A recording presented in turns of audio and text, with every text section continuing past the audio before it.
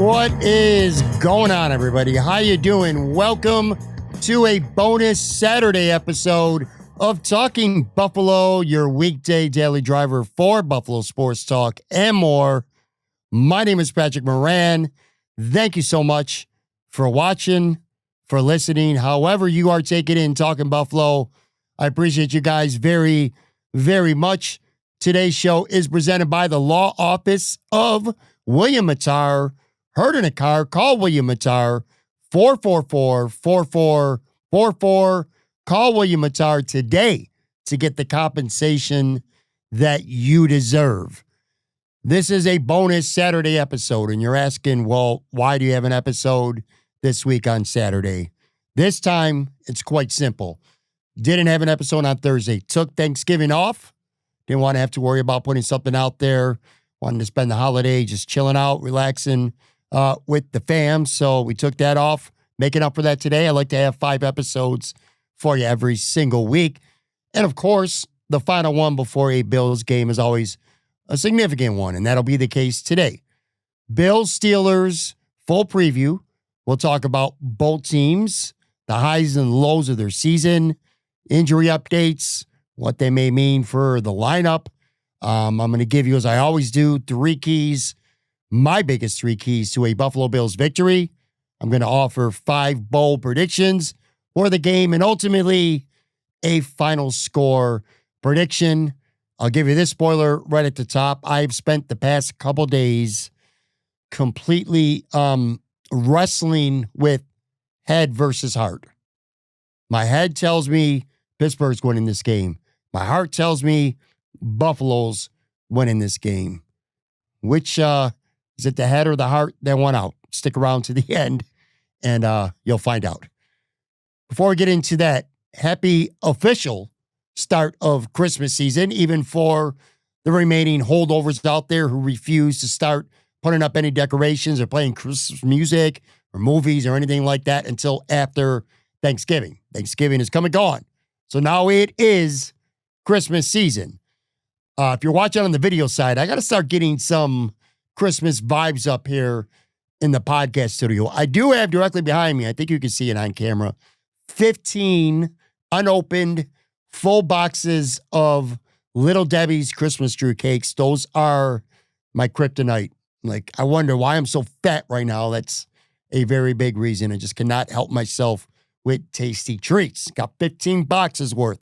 I suspect that is going to dwindle significantly in the coming days and over the next few weeks. I might have to restock a little bit here and there. But anyway, like I said, if you're listening to the show, you couldn't give a shit less what the studio looks like. But I'm going to get a little Christmas vibey stuff going on here at the podcast studio. So there's that. Again, happy Christmas or holiday season, however you celebrate. It's officially that time of year. And by the way, real quick too, if you didn't know this already, one of my fun hobbies, passion projects, I love writing reviews on everything I possibly can. TV shows, movies, wing reviews. I go buy something at the grocery store. I end up slapping up a quick post or review on it, man. I love doing that stuff, especially movies, and in particular, Christmas movies when it gets to be that time of year. I love watching all the new Christmas movies that come out, whether they're like for this year, 2025, there's a couple leftovers from 2024 I might not have gotten to last year.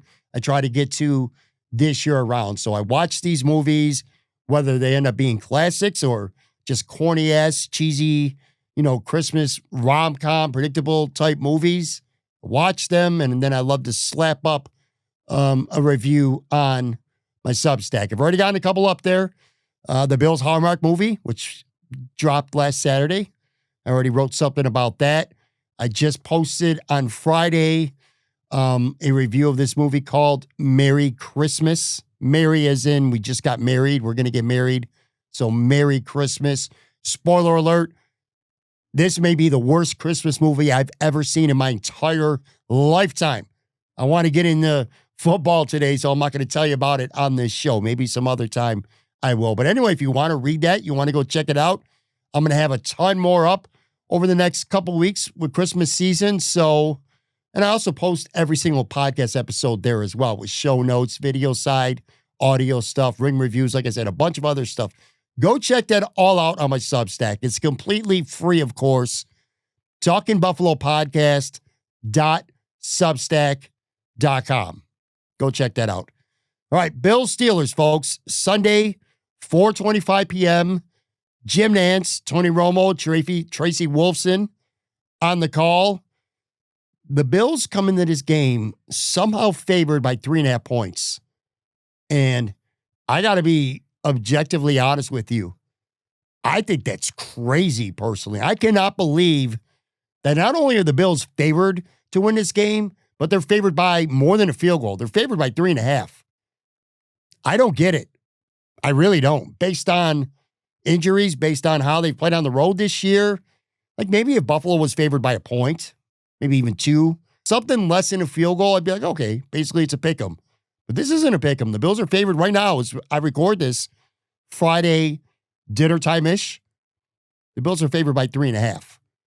This is a team right now that is missing both their offensive tackles for this game. And this is a team that has been a pretty lousy road team this season. They've already lost 3 times, the Bills, as road favorites this season alone.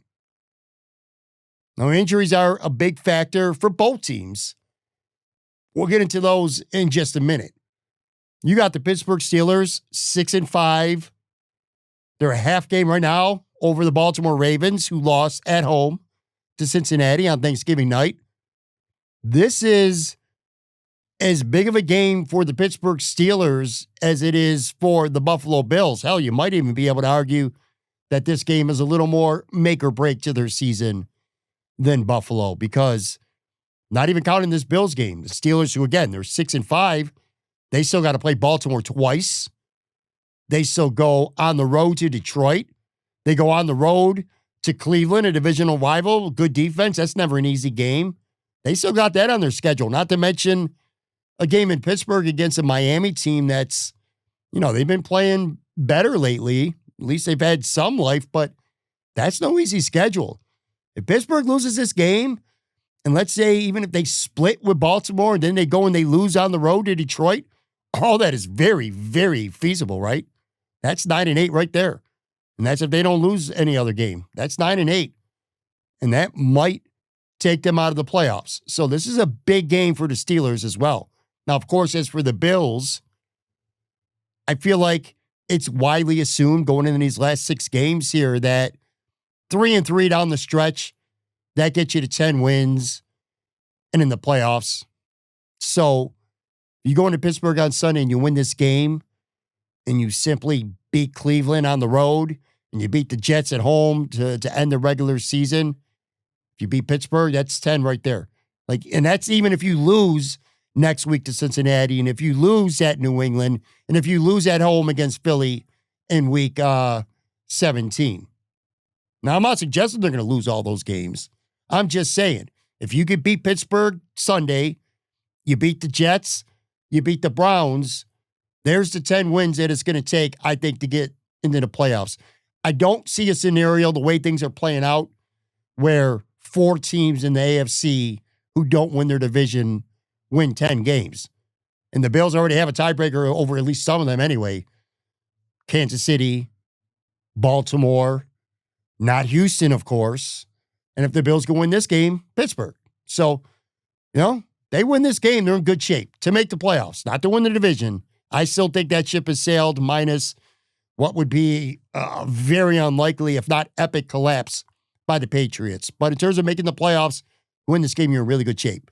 You lose this one, though, and I feel like that shirt collar around the neck gets just a little bit tighter, maybe a lot tighter, especially with the Cincinnati Bengals team coming to Orchard Park next week. That is just completely, totally different with Joe Burrow. And Joe Burrow's back. And if you don't think that matters, just ask the Baltimore Ravens if it does. Just ask the Ravens. As for the Bills, again, injuries, which, this feels like a broken record because we talk about this every week, injuries being a pretty significant factor. That is the case, absolutely. Once again, Dion Dawkins, Spencer Brown, your left tackle and your right tackle. Let's throw in your middle linebacker, Terrell Bernard, as well. Those guys all got injured in Houston, and they are all ruled out already for this game. So no Dawkins, no Spencer Brown, no Terrell Bernard. Curtis Samuel was ruled out early on Friday, placed on IR. We'll talk about him in a minute. I think his Bills' career now at this point is over. Dalton Kincaid, somewhat promising because he did not practice on Wednesday. He's been limited Thursday and Friday. I believe he's questionable for this game. I'm not going to give you a prediction. I'm not going to try to forecast it because I don't know. A couple weeks ago, or maybe it was the Atlanta game, I was quite certain he was going to play, and he didn't end up playing. We do know that him playing would be a big, big, big boost to the offense. This is a better offense when Dalton Kincaid is on the field. And when he's not on the field, he didn't play against Houston, he didn't play against Atlanta, and those are probably the two Bills' worst offensive performances of this entire season. But anyway, we don't know if he's going to play. Josh Palmer was, I don't know if he hurt his ankle again at practice or re-aggravated it, but he was limited on Wednesday. Then he was a DNP on Thursday. Friday, limited and questionable to play. The big thing for me right now, very obvious. Can the Buffalo Bills have success offensively against a Steelers defense that at the very least has talent on it? Can the Bills have success on offense without either of their offensive tackles? I couldn't remember a time, if there was ever a time, where Josh Allen had to play a game as a starter for the Buffalo Bills where both of his offensive tackles were out. That's me questioning myself. The answer in real time here, no, it hasn't happened. Matter of fact, the Buffalo Bills have not had to play without either of their starting tackles in the same game. You'd have to go all the way back to 2009 when Brad Butler and Demetrius Bell were both out. And so we're clear. I didn't know that on my own. Big shout out, Bills reporter Rochester, Thad Brown, put that out there, that information. So shout out to Thad for that. But yeah, 2009 is the last time where both starting tackles for the Bills didn't play in this game. Look, the Bills, for all the injuries over the past couple of years, and there's been so many of them, the offensive line, the continuity there has been incredible. The Bills have only lost, previous to this, two man games to injuries in the last 2.5 years. Both times it was Spencer Brown. Both times it was just for one game before returning. So this is uncharted territory during this regime or this era of Buffalo Bills football. Ryan Vandermark is absolutely going to start. I'm pretty sure he's going to start at left tackle on Sunday. You don't feel great about that, but he has experience. He has started for the Bills before. He's played enough. You can draw from that experience that you could at least feel reasonably okay about Ryan Vandermark being out there. He started earlier this season in a game when Spencer Brown was out. It didn't go great, but he did start last year against the Kansas City Chiefs in Orchard Park when Spencer Brown missed the game, and I thought he played very well in that contest. So it's not all doom and gloom with Vandermark out there. It's the other side that, oh my God, you got so much to worry about. Tylen Grable has been on injured reserve and concussion protocol since August. And they open up the practice window. I'm quite confident. I'll be stunned when you listen to this show sometime on Saturday if he doesn't get activated to the roster. But again, he's been on IR since August. He has one NFL start to his career, and that was that meaningless regular season finale in Foxborough last year. He's only played 74 career snaps in the NFL, and that's dangerous territory. I don't think you could just throw him into the fire like that as a starter. And I don't think they're going to, by the way. Chase Lunt, 6th-round pick. That dude, I just don't think he's ready for that smoke yet. He's not ready for NFL game action smoke, so he's not going to start. It certainly feels like Alec Anderson is going to get the starting job. He's probably going to start at right tackle. Now, he hasn't really played any tackle in the NFL, but he did play plenty of right tackle in college when he was at UCLA. Joe Marino from Locked On Bills, and this kind of leads to even more credence that this is how it's going to play out. Joe Marino screenshotted a couple pictures from Bills practice on Friday during their walkthrough, and there was one photo specifically where you see Alec Anderson, and this is with Josh Allen throwing the ball, and the offensive line that was out there, it had Alec Anderson out there at right tackle and Tylen Grable as the six jumbo offensive lineman. If you're paying attention, and Joe Marino certainly was, as he always does, he caught that picture. So that certainly feels like you're going to go with Alec Anderson at right tackle and Ryan Vandermark at left tackle. Grable will be the swing tackle, and I still think Chase Lunt probably ends up inactive. I just don't think he's ready. Pretty much right now, the Bills are using up a roster spot, and ideally, you don't want Chase Lunt to play unless you absolutely have no choice. They're sacrificing a useless roster spot this year for his longer-term development. They believe in the kid, just don't think he's ready to play. Now, that sounds like a disaster. Again, Ryan Vandermark and Alec Anderson, one of them is bad enough. Both of them, that could be dangerous, especially when you got guys like TJ Watt and Alex Highsmith, among other great pass rushers, on that other side. I'll say this, the one silver lining with all this that's going on with the Bills, with Dawkins being out with a concussion, with Brown with the shoulder, the one silver lining is that unlike if Spencer Brown hurt that shoulder early in the game, or unlike if Dalton or Dion Dawkins suffered a concussion early in this game, and Aaron Cromer and Joe Brady and Sean McDermott, they all had to try to make emergency adjustments on the fly. This staff, this team has known all week long that this is going to be how it plays out. So they've known this all week. They've had all week to prepare for this, all week to give Alec Anderson starting reps at right tackle, all week to have Ryan Vandermark at left tackle, all week to put in a lot of different, what I would assume are going to be wrinkles to the offense to help offset that. They've had all week long to prepare for that. So to me, that's the big silver lining. I think you're going to see, as a result, a lot of Reggie Gilliam, a lot of Dawson Knox, a lot of Jackson Hawes. I mean, it has to. It has to. Whatever the Bills' record is for playing the most jumbo, grouping snaps in a game, whether it's Hawes and Gilliam, which they've been doing all season, or whether you go back to last year and you go old school and you have that 6 offensive linemen in some packages, like it was Alec Anderson last year, maybe it'll be Tylen Grable on Sunday. Whichever way you go about it, playing big and not being stuck with just 5 offensive linemen having a pass block, whatever the percentage is, they might break that team record on Sunday. They have to. Because one thing's for sure, if you don't want Josh Allen to get carried off this field in a body bag, you better not be having a lot of 5-man blocking, schemed up pass protection plays without tight ends and running backs chipping, if not flat out staying back to block. It's max protect Sunday for the Buffalo Bills. In terms of the wide receiver room, real quick here, I think you're going to see both new addition Brandon Cooks. We already talked about it on the show yesterday, not going to do that again. I think Brandon Cooks is going to play on Sunday. And I also think, in fact, I'm very confident Keon Coleman is going to be out there as well. What happened, how it went down with Curtis Samuel kind of made any mystery for that go away.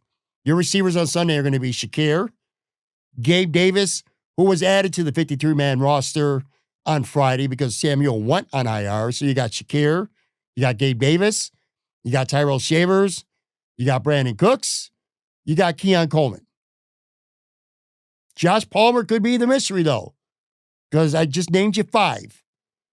Josh Palmer right now is questionable. I think the Bills are semi-itching to get Keon Coleman back out there to see what he could do. I still feel like Keon Coleman's got one more chance, and that very well might come this Sunday.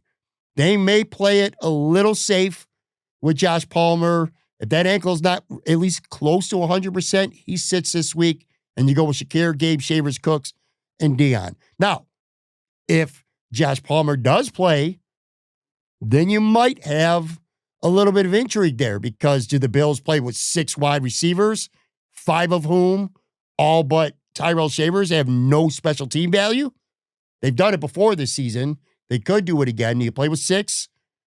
Or do you make a decision? If Josh Palmer can go and he's in, then is Brandon Cooks or Keon Coleman out? One of them. And you play with 5. That's going to be interesting. Like I said, Curtis Samuel officially on IR on Friday. Unofficially, I think his Bills career very well may be over. Like, don't put him on IR.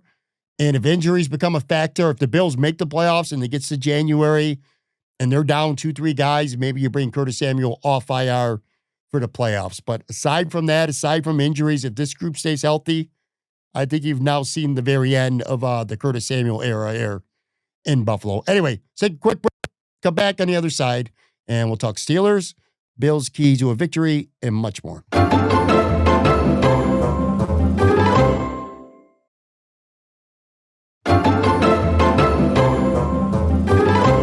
All right, guys, back here talking Pittsburgh Steelers. My mic was kind of crapping out on me there for a second before the break. Do want to let you know again, this episode is presented by the law offices of William Mattar. Heard in a car, call William Mattar, 444-4444. In terms of the Bills' opponent this week, the Pittsburgh Steelers, injuries still a factor with them as well. Not to the extent of the Bills, but they got a couple significant injuries of their own. Broderick Jones, former first-round pick, starting left tackle, will not play in this game. Derek Harmon, this year's number 1 draft pick, a guy that during mock draft season, holy shit, was Derek Harmon very high on the wish list of many Bills fans, media, and content creators, including myself. Anyway, he went to Pittsburgh. He's hurt, and he will be out for this game. So no Broderick Jones, no Derek Harmon. Aaron Rodgers has a fracture in his left wrist, but he will play in this game. Mike Tomlin did confirm that on Friday. He'll be playing with some kind of, probably playing with some kind of soft gas on his injured left wrist. It looks like he will be in shotgun all day. So don't expect Aaron Rodgers to take snaps under center. He's going to have difficulty maybe even handing out the ball with his left hand. So we'll see how that plays out. That could affect some things offensively for the Pittsburgh Steelers. They did have other significant injuries throughout the week. However, Tomlin said on Friday, DK Metcalf, Joey Porter, Alex Highsmith were all banged up this week, but they're all good to go, and they will play on Sunday. Steelers are a weird team, folks, because they got a lot of talent. But you look at not just the record at 6-5, but you look at metrically both sides of the ball, and it's not really that impressive. Like on the offense, the Steelers are just 27th in yards per game, 21st in yards per play, 17th in EPA per play, 22nd in passing yards per game, 18th in pass EPA, 27th in rush yards per game, and 14th in rush EPA. That is very mediocre metrically, almost across the board for the offense. Now, where they are great at is not really allowing pressures. Aaron Rodgers, the Steelers quarterbacks, have been pressured just 22.6% of the time. That is number 1 in the entire NFL. So teams are not pressuring Aaron Rodgers or Mason Rudolph when he played a lot at all. 83 total pressures allowed by the defense, which is, again, the best in the NFL. So they're not running the ball great. They're not throwing the ball great, but they're also not getting pressured a lot at all. Pittsburgh quarterbacks have been sacked 21 times, which is kind of a lot. So it's weird. It's like you don't get pressure on the quarterback a lot, but when you do against the Steelers, there's a good chance that you can bring him to the ground. So there's that. I think Aaron Rodgers has been decent this season. I mean, the dude's 41 years old. 1,969 yards, 19 touchdowns, 7 picks, 66.4 completion percentage. Downside is he can't escape pressure. He can't get away anymore. He doesn't have the mobility at his age. He just doesn't. So, again, get after him and good things could happen. DK Metcalf was their big offseason pickup. Honestly, he's just been pretty good. 42 catches, 573 yards, 5 touchdowns. That's good. Maybe even very good, but that's not what they paid for. He's averaging 52 yards per game. Now, I don't know if George Pickens would have worked out when Aaron Rodgers in Pittsburgh. Who knows? But we see what George Pickens is doing right now in Dallas. You wonder if Pittsburgh would like to have that opportunity back. What I am concerned about the Steelers with, and it's not necessarily that they've lit up the world statistically, but they got dangerous tight ends. Pat Freiermuth, Jonnu Smith, who's really hurt the Bills in the past. Darnell Washington, big-ass tight end. It's going to be a big day for Bills linebackers and safeties because I think those guys are going to get the football plenty. Running the ball, Jaylen Warren could be a big factor. 604 yards rushing on the year. But again, metrically, not really that good. Then you flip to the other side of the ball where the Steelers have always been known as a great defensive team. And again, it's like they got a lot of big names on this team. Kind of reminds me a little bit of the Buffalo Bills, to be honest with you. No shortage of talent and names, but this defense has been exploited multiple times this year. They've given up 32 points to the Jets, 31 points to the Seahawks, 33 to the Bengals, 35 to the Packers, 31 to the Bears, 25 to the Rams. 5 times this year, they've given up at least 30 points this season. That's a lot. And they're not good metrically.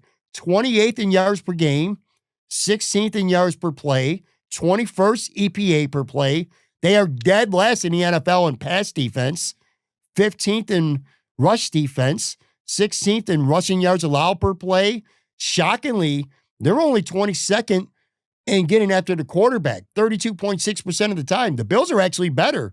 They're 15th. Pittsburgh's 22nd. So again, metrically, it's weird, man, because they got a few great players, led, of course, by TJ Watt, who's got 7 sacks, 35 pressures. Nick Herbig has been just as good, 6.5 sacks, 37 pressures. Alex Highsmith has 5.5 sacks. Big dude in the middle, Keanu Bennett's got 4.5. Got a lot of talent. Cameron Hayward, of course. As a team, the Steelers have 34 sacks, which is really good. That's 5th in the NFL.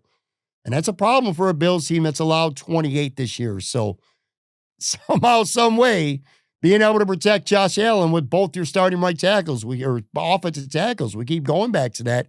It's going to be a big, big deal for the Bills. Can Anderson and Vandermark play well? And can they get the help that they're definitely going to need? Joey Porter at corner has been awesome this season. He's just got a 52.4 passer rating when targeted. That's awesome. Jalen Ramsey's made some big plays in his secondary, but he's also given up plenty of big plays. Darius Slay, Kyle Duggar, big names, but they've been a little bit disappointing. Again, with the names and the reputations, it sounds a lot like the Buffalo Bills. I've been saying for a few weeks, Tim, I think the Bills are a reputation defense. You hear all the names, and you assume that that's just a really good unit. But in reality, it's not. It's an okay unit. Feel the same way with the Steelers, with a lot of the names that I just mentioned. Like it feels like they should be dominant, but they're not. So there's that. 3 keys to a Buffalo Bills victory. I do this every episode. Some of these are very simple. Sometimes I like to try to think a little bit outside the box. I don't really think I'm thinking outside the box at all when it comes to these this week. The number one key for me, I've been beating this horse literally all week on this show. Turnovers, turnovers, turnovers. The Buffalo Bills, in their 4 losses this season, have turned the ball over 11 times. They've had just 3 takeaways in those 4 losses. It's a -8. The Bills have turned the ball over 8 times this season in their 3 road losses, all of which, just like this game, they were favored to win. 8 times in 3 road losses. Checkdowns ain't going to kill you this week. Punts won't kill you this week. You know what will? Interceptions and fumbles. They will kill you. The Bills last year gave up plenty of yards. They couldn't get off the field on 3rd down, but they always made up for it by getting takeaways on the defensive side. And more importantly, on the offensive side, they were historically good at protecting the football. 8 turnovers in 17 games last year. The Bills got 8 turnovers in their 3 road losses this year alone. So again, do not turn the ball over. Simple as that. And if you got to have a turnover, get 2 takeaways. Don't lose the turnover battle in this game. Simple concept, not being creative, nothing innovative about it, but I think it's very effective. Number 2, the Bills' star name defensive ends, the two well-paid guys, Greg Rizzo, Joey Bosa. They need to go out and earn the handsome paychecks that they're getting from Terry Bagula. These guys, both of them, kind of went in the tank for the most part over the last month or so, especially Joey Bosa. Joey Bosa started out the season very, very good. He's went 3 straight games now without a sack.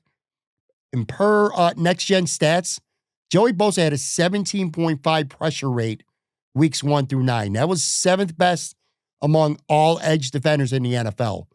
That's dropped from 17.5 to 4.7 since week 10. That's awful. And he's been a big liability against the run, whether it's wrapping up and tackling, whether it's getting caught crashing inside, just not holding contain. He's just not making any plays. He's not making nowhere near enough plays, and that's hurting this defense. And speaking of Greg Rizzo, no better. His pressure rate's been just 4.8% since week 10. That's just not good. He's got 3 sacks this season. 79 defenders in the NFL right now going into this Sunday have more sacks than Greg Rizzo, who's making $20 million a year. 79 more defenders. And look, I know you don't got to tell me Greg Rizzo's not Micah Parsons and he's not Aiden Hutchinson. I get it. Dude ain't going to have 14 to 18 sacks. I get that. But he's not making a lot of plays in the running game either. He's been okay. He's been fine in run defense. Again, I know he's a well-rounded run defender type guy, but it's not enough. He's basically Shaq Lawson with a couple inches in height and a little more juice. Like, it's time for him to start making a real difference, especially in games like last week, where the offense just could not do jack shit. And that could be a case again against the Steelers with these key injuries. Like, holding a team to a certain amount of points or yards is fine, but you got to take the ball away. You got to have impactful plays. A sack, flipping the field position, a strip sack, getting a takeaway, something like that. These guys really, really need to step up. They haven't. And I feel like if you're going to beat the Steelers, you're going to have to be able to do that on Sunday. Anyway, let's take one more quick break, come back, and we'll get to our last key, and then I'll get to our bowl predictions, and we'll wrap this up.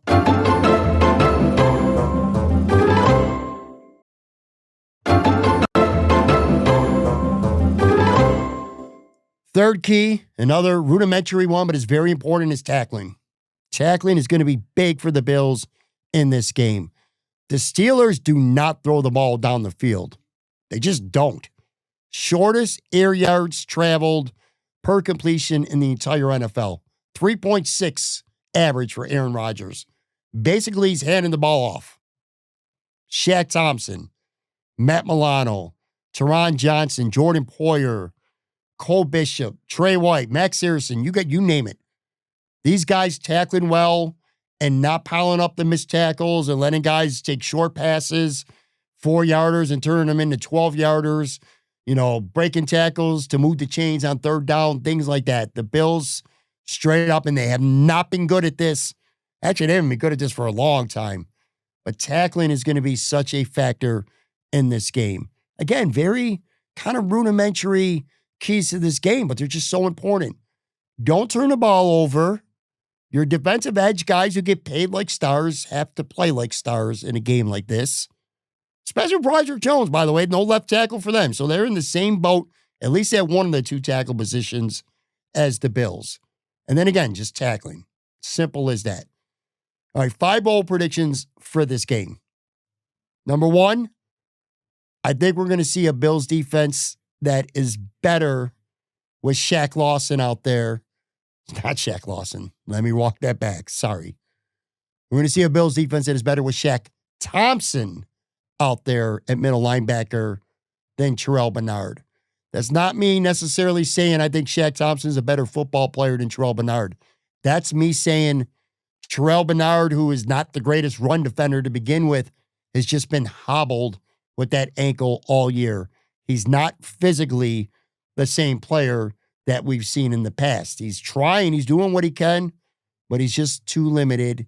And I think Shaq Thompson with better size, more physical player right now, I think he's a better fit to play against the Steelers. I think you're going to see a better overall defensive effort, at least at the linebacker position with Shaq Thompson instead of Terrell Bernard. And admittedly, as I'm saying that, I don't really don't know how bold that is, but we're going to go with that one. I struggled to come up with these. Matter of fact, these next two here, I'm actually going to I'm going to have to credit my wife for. I asked her, I said, give me a bold prediction or two. I don't know where I'm going with these. So these next two are on my wife. So if they're wrong, blame her ass. Keon Coleman touchdown. Again, this is per my wife. I'm still not 100% sure he's going to play, although I think he's going to. I do think he's going to get one more chance. He missed the Tampa game because of discipline. He missed the Houston game because they wanted to ride. They wanted to run back a hot offense. I could kind of understand that. But now Elijah Moore's gone, and Josh Palmer's banged up, and Curtis Samuel's on IR, and Brandon Cook's brand new to the team. Who knows if he's going to play a lot? Maybe he just has a couple packages for him in his first week here with the Bills. So I think Keon Coleman's going to get another opportunity. My wife thinks he's going to score a touchdown. So props to her. If she's right, all the blame to her. If she doesn't. And then the other one, she said, sticking with Brandon Cooks, she goes, my opinion, of Brandon Cooks will change this week. That's her bold prediction. Well, my opinion, so we're clear, Brandon Cooks is not very high right now. It's not that I think he's a lousy shit player. I just don't think he's any better than Elijah Moore. And if that's the case, I would have just kept Elijah Moore, who's been here all year. I don't see him being any different or any more impactful than Elijah Moore was or Curtis Samuel was. To me, he's just, that's what he's going to do. He'll have a couple catches here and there, just like Elijah Moore did, just like Curtis Samuel does. So my opinion of him is on this team this season at this point is not very high. My wife thinks that's going to change. So there's that. And I got one more for you, man. Steelers pass rush, edge pass rusher, Alex Highsmith. It's going to be the dude. He's going to have a monster game. He's going to impact this game. And I think he's going to have a game-impacting turnover at some point in the second half. I can just feel it in my bones. I don't like it, but I can feel it in my bones. The Bills could just find a good chunk of this game to not let the offensive tackle position kill them. But sooner or later, I kind of feel like that Steelers pass rush is going to break through. And I think it's going to be Alex Highsmith. So there's my fourth bold prediction. Fifth one, I'm kind of making it up on the fly.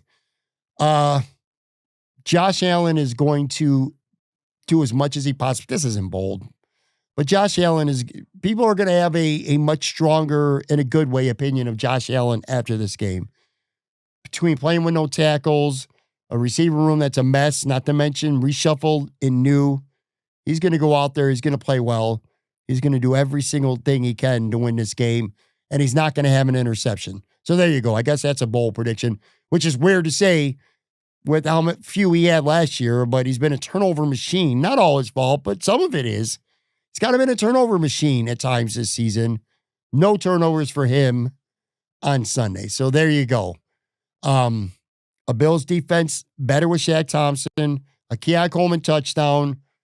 Apparently, per my wife, a good game from Brandon Cooks, a good debut, an impactful Alex Highsmith play, and no turnovers for Josh. Let's wrap this up with my prediction for the game. I said this at the beginning. This is a true blue head versus heart situation for me here. My heart says the Bills are at their best when people start to count them out. And that's been proven, man. The Buffalo Bills are at their best. Josh Allen specifically at his best with that chip on his shoulder. This team plays well when people don't believe in them, when the people think they're going to lose, when panelists pick against them. It always seems like that's when they play their best. So my heart says that they're going to play really good. My heart says that Pittsburgh's an overrated team, which that's not just my heart, that's my mind too. They are an overrated team. They definitely are. And my heart says there's just no way that Josh Allen's going to play average or worse for the third time in fourth games. These are the games that the Bills win. These borderline, man, you got to have it games. And Vegas knows that. Vegas knows what they're doing, right, for the most part. And that's why they're road favorites. That's my heart speaking. My head says the Bills are just straight up not a good road team anymore. They're just not. They've lost 3 already this year as road favorites. They've been a 500 team on the road for like the past 2.5 years now. So this isn't even nothing all that new. And you even look at their true road wins this season. Week 2 against a disaster New York Jets roster. And then coming off their bye against the Andy Dalton-led Carolina Panthers. Not exactly the most impressive road wins either. So they're not a very good road team. My head says that they have roster and coaching flaws and fundamental flaws in this organization that aren't just going to magically disappear on Sunday or at all this season. And my head says that these injuries to both starting offensive tackles is going to be a huge problem on Sunday. And my head says, last but not least, the Steelers are at home, and the Steelers need this game as much, and you can even argue more than the Buffalo Bills. And I think that, unfortunately, could end up showing. So, do I go with the head or do I go with the heart? If I had a drum roll on my keyboard, I would start playing it right now, but we'll end that suspense. So I'm going to be honest with you. I always feel like I owe it to, and I'm a fan. I never, ever hide from being a fan. I am a Bills fan, and I don't try to hide it, but I do try to be honest and objective on how I talk about this team.